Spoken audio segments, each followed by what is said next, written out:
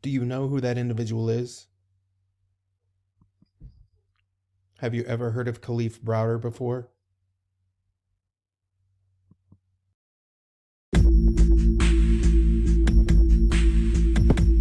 Kalief Browder was 16 years old when he was accused of stealing a backpack by a man who changed his story several times. Kalief spent 3 years in jail, 80% of that time in solitary confinement. He received regular beatings by corrections officers. Eventually, he committed suicide. Kalief was never convicted of a crime. He always said he was innocent, even when pressured to take a plea deal to get out early. And after 3 years, the district attorney's office dismissed the charges when it became clear they had no case. So how did this happen? How did a 16-year-old boy convicted of no crime spend 3 years in jail? It all started because prosecutors demanded a teenager accused of petty theft pay $3,000 in bail. Knowing it would pull him out of his young life, trap him in jail, even force him to plead guilty despite his claim of innocence, they demanded totally unnecessary and out-of-reach bail from young Kalief, jailing him.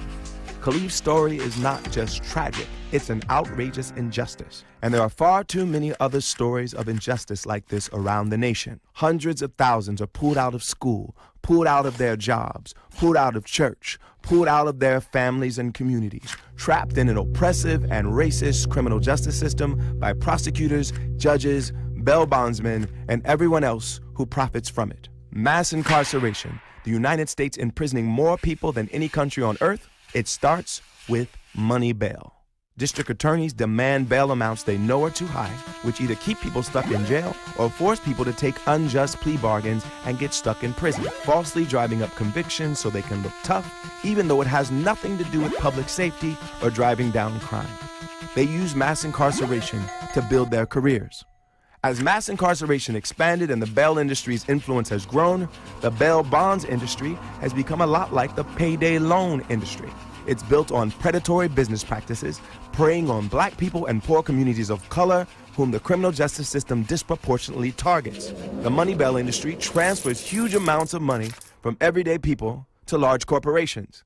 Insurance corporations use bail to profit from taking away people's freedom. They trap people in debt, while bail bondsmen invade their lives, and they take people's money with no recourse to get it back.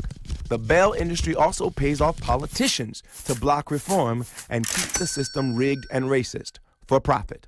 In America, you're better off being guilty and rich than innocent and poor. Bail is the punishment you get whether or not you are guilty of the crime. While many white people charged with crimes largely spend the time before their trial free, district attorneys and judges have different rules for black people, for poor people, demanding bail in the first place, setting it far out of reach financially, threatening them with long sentences if they don't take a plea. It's either bail that is way too big for the crimes they're charged for, or charges that are way too big for the evidence against them. Either way, they trap people in jail, in debt, or with lifelong criminal records. It's your punishment for being black and poor, which has nothing to do with any real crime. Between 1990 and 2009, the percentage of people charged with felonies rose, and those who were required to pay money bail for their release increased by 65%. By design, the number of people jailed without even being convicted skyrocketed. These are people who deserve to be free, but have had their lives ruined by jail, even when their cases were dismissed or they won. Many spend more time in jail pre-trial than they would have spent in prison had they been convicted for the original charges. Police and prosecutors booked people in local and county jails 10.9 million times in 2015. How do we know it's a trap?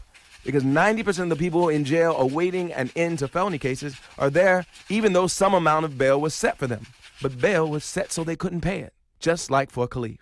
There is no legitimate public safety reason to allow these abuses to continue. There is no reason to lock people up simply because prosecutors are allowed to set bail too high. In fact, there is no real reason for money bail at all. The bail corporations and district attorneys in our criminal justice system have been winning and profiting, defending this injustice. But in the years ahead, we intend to change that story. We're going to win. Our communities are going to win. Our families are going to win. Justice is going to win. To be part of ending money bail and the racism in our criminal justice system, go to colorofchange.org/bail.